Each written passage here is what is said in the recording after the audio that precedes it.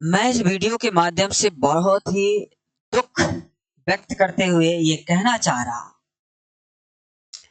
कि कोई शिक्षक अगर स्कूल में है और अगर वो वहां के बच्चों को अगर बेहतर नहीं कर पा रहा है, बेहतर नहीं पढ़ा रहा है, तो लानत है ऐसे शिक्षकों पे जो सरकार से पैसा तो ले लेता है लेकिन उचित शिक्षा नहीं दे पाता।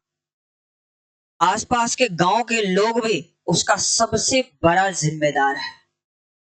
वो ये कहते हैं कि मास्टर साहब को हम कैसे मतलब से ये बोल दे कि मतलब से जो है ना, आप स्कूल में पढ़ाते नहीं है, आप लोगों को ऐसे ही देखा जाता है कि आप लोग छत पे टहलते रहते हैं, ऐसे देखा जाता है कि मतलब से जो है दुकान आसपास में है जहां पर चाय के दुकान पे आकर के घंटों बैठे रहते हैं। ये सिचुएशन है। वो ज्यादा दूर की बात नहीं कर रहा, मेरे खुद के गांव के पास में जो स्कूल है, मेरे गांव के बच्चे जाते हैं वहां पढ़ने के लिए।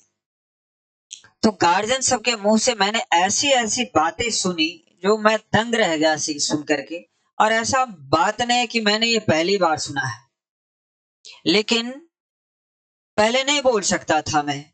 क्योंकि पहले इसीलिए नहीं बोला जा सकता था क्योंकि मैं खुद टीचर था नहीं। आज यहाँ पर प्राइवेट टीचर की तरह ये पढ़ाते थे। तो जब तक आप पोस्ट पे होते ना तो कोई वैल्यू नहीं होती आपकी। लेकिन अब मैं पोस्ट पे आ गया हूं और मेरा ये कहना है कि अगर आप स्कूल में हैं तो विद रिस्पेक्ट मैं आज इस वीडियो के माध्यम से ये कहना चाहता हूं कि रिक्वेस्ट है आपको कि मेरे मामा के लड़के हैं, कोई मेरे मतलब से नाना के लड़के हैं, तो इस तरह से मतलब से जो है ना, रिलेटिव सब है। तो रिलेटिव को मैं ये कहना चाह रहा हूं कि रिलेशन अपने जगह पे है, कभी आओ हमारे यहाँ पर भी खाना वाना खिलाएंगे। तो कहने का मतलब है कि बच्चे जो आप पढ़ाने के लिए जा रहे हो, एक बेहतर शिक्षा देकर के आप अपने गांव के आसपास की बेहतरी को आप आगे बढ़ा सकते हो। मैं बता रहा हूं कि मैं जब से मेरा रिजल्ट आया है, मैं तब से अपने जो संबंधित मतलब से जिस टीचर सबको, जो भी यूपीएससी वाले टीचर है, उन सबसे मैं जानकारी ही ले रहा कि सर हम लोगों का जर्नी कैसे शुरू होने वाला है, कैसे हम लोग जाएंगे पढ़ाने के लिए, कैसा माहौल मिलेगा, लोग हमें हेल्प करेंगे कि नहीं करेंगे, किस तरह से हम लोग मतलब से जो है जाएंगे पढ़ाने के लिए, तो किस तरह का माहौल मिलेगा, लोग हमें सपोर्ट करेंगे कि नहीं, स्कूल का टीचर होगा वो हमें सपोर्ट करेंगे कि नहीं, क्या सिचुएशन वहां होता है, बच्चे कैसे बिहेव करते हैं। ये अब जबकि सोच लीजिए, मैं दरभंगा में पढ़ा रहा हूँ, इंस्टीट्यूट है यहाँ मेरा, 11th-12th कंपटीशन की बातें होती है, ऑनलाइन ऑफलाइन सब सारा सेटअप हमारे पास। तो कहने का मतलब इतने के बावजूद भी मैं इस बात को सोचता हूँ कि गांव में जो बच्चे हमें मिलेंगे, गांव से जो बच्चे आएंगे, उनका सरकारी स्कूल के प्रति क्या ट्रस्ट होता है आपको नहीं पता। हमारे साथ हमारे जो सहयोगी हैं, विनोद सर हैं, मेरे बहुत ही मतलब से आदरणीय व्यक्ति है मेरे लिए। वो मुझे बहुत सारी बातें ऐसे सिखाते हैं कि आप जिस भी स्कूल में जाएंगे ना, तो आपका सब्जेक्ट इतना अच्छा है, इंग्लिश मेरा सब्जेक्ट है, आप बहुत बेहतर कर सकते हैं।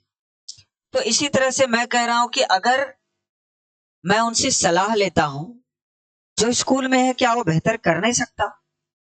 क्योंकि किताब आप कहीं बच्चे से बेहतर जानते हैं, एक्सपीरियंस है, कुछ पहले से पढ़ा रहे हैं। तो यहाँ पर मतलब से मैं जानकारी ये लेकर के आया हूं कि शिक्षा विभाग द्वारा जो है ये टोल फ्री नंबर दिया गया है कि अगर आपके गांव के आसपास में अगर बच्चे को पढ़ाया नहीं जा रहा है, उसको उचित जो सरकार के तरफ से जो शिक्षा मिलनी चाहिए वो नहीं, तो इसके लिए टोल फ्री नंबर यहाँ पर दिया गया है। इस टोल फ्री नंबर को आप देख ले, है ना, ये जो है लिखा हुआ वो है 14417 पे कॉल करके आप पूरा जानकारी दे सकते हैं। एक दूसरा है 1800345417। इस तरह से इस टोल फ्री नंबर पे आप जानकारी दे सकते हैं और आप अपने स्कूल के बारे में जो भी जानकारी जानते हैं, यानी कि वहां पर अगर क्या सब नहीं है सो देख लीजिए। मैं आपको बता रहा, कह रहा है कि राज्य के सरकारी विद्यालयों में निम्नलिखित प्रकार की समस्याएं हेतु कमांड एंड कंट्रोल सेंटर से टोल फ्री नंबर पर शिकायत दर्ज कर सकते हैं।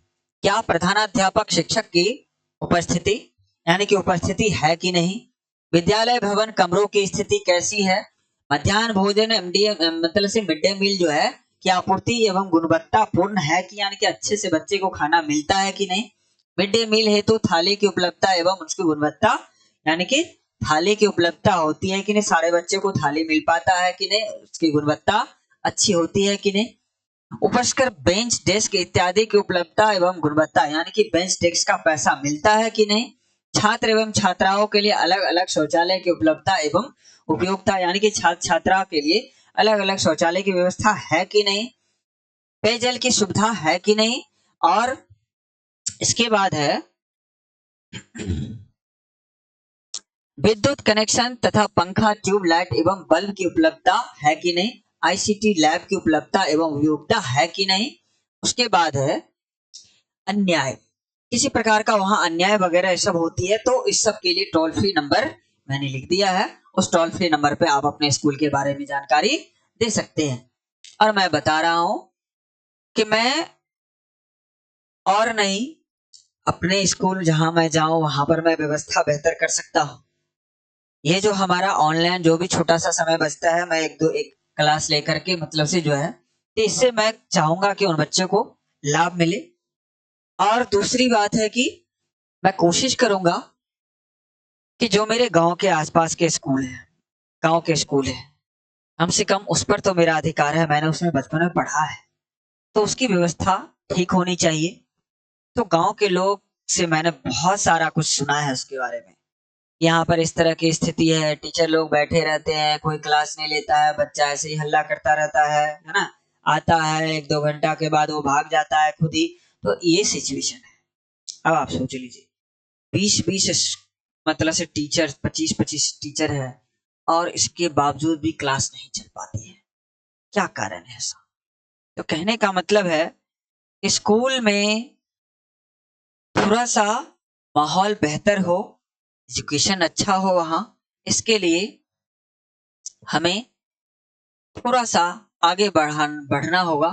और जो हमारे गांव का स्कूल है, कम से कम हम उसके लिए छोटा सा प्रयास जरूर कर सकते हैं। तो ये देख रहे उपयुक्त नंबर जो है, आप विद्यालय से संबंधित कोई भी शिकायत पूर्व 9:30 से ले बजे से अपराह्न 6 यानी कि 6 बजे तक दर्ज कर सकते हैं। तो ये वीडियो स्पेशली मैं किसी स्कूल के लिए और मैं उन रिलेटिव्स के लिए बनाया हूं कि अगर आपके गांव के आसपास में स्कूल है या आपके बच्चे जाते हैं उसमें पढ़ने के लिए, आप ये सोच करके चुप रह जाते हैं कि वो तो शिक्षक है, मास्टर साहब है, हम उसको कुछ कहेंगे तो बुरा मान जाएगा। ऐसी बातें नहीं है, आपके बच्चे की जिंदगी का सवाल है, सोच लीजिए थोड़ा सा।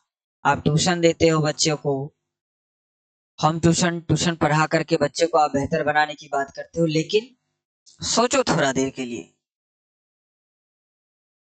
कि ईमानदारी का थोड़ा सा तो तगादा होना चाहिए ना, कि मतलब तगाजा होना चाहिए, क्योंकि आपके बच्चे जा रहे हैं, आज आप नहीं बोलेंगे कल वही बच्चे बड़े होंगे, वो भी नहीं बोलेंगे, तो फिर सिचुएशन कभी सुधरने वाली नहीं है। सरकार बहुत कोशिश कर रही है, परहैप्स अलग अलग स्टेट से, मैं पहले बुरा मान रहा था कि अलग अलग स्टेट से टीचर आ रहे हैं, हम लोगों की मतलब से क्यों नहीं उसको मतलब से अपनाया जा रहा है, लेकिन ऐसा नहीं है। अगर कहीं से बेहतर लोग आ रहे हैं तो उसे रिस्पेक्ट करना चाहिए, और वो अगर हमें मदद कर रहे हैं, अगर अदर स्टेट से आ रहे हैं तो परहैप्स वो शायद हमारे लिए उपयोगिता की बात हो ही सकती है। क्यों, सोच लीजिए थोड़ा सा, अगर वो यहाँ आते हैं अदर स्टेट से तो कम कंटिन्यू वो क्लास कराएंगे, पढ़ाएंगे, ये सारा चीजें चलेगा। मैं देखता हूँ कि जिसका घर आसपास में है वो व्यक्ति क्या करता है, मैंने यहाँ तक जानकारियां सुनी है कि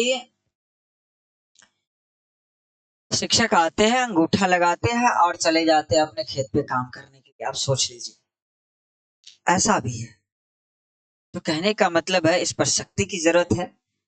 जो भी शिक्षक मतलब से गांव के लोग हैं, तो कम से कम वो अपने बच्चे के भविष्य के बारे में बेहतर सोचे, तब संभव है एक अच्छे भविष्य की। Thank you.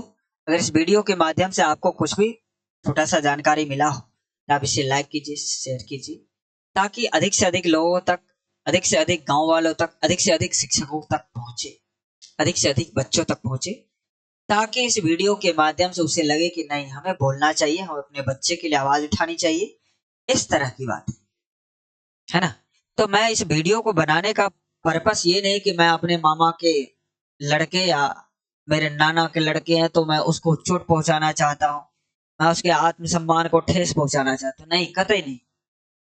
मैं ये कहना चाहता हूँ कि आपकी ज्वाइनिंग हुई है, चाहे जिस माध्यम से हुआ हो, आप स्कूल में है तो बच्चे को एक उचित शिक्षा देकर के उसे आगे बढ़ाएं। मैंने देखा है कि बच्चे को अगर आप पढ़ा देंगे तो जिंदगी भर, मैंने देखा है ना, मैंने बच्चे सबको पढ़ाया है, देखा है मैं, मतलब से मेरे से बड़े बड़े सब लगते हैं, और पैर छूता है तो ऐसे लगता है जैसे, क्या मतलब से दिल छू गया।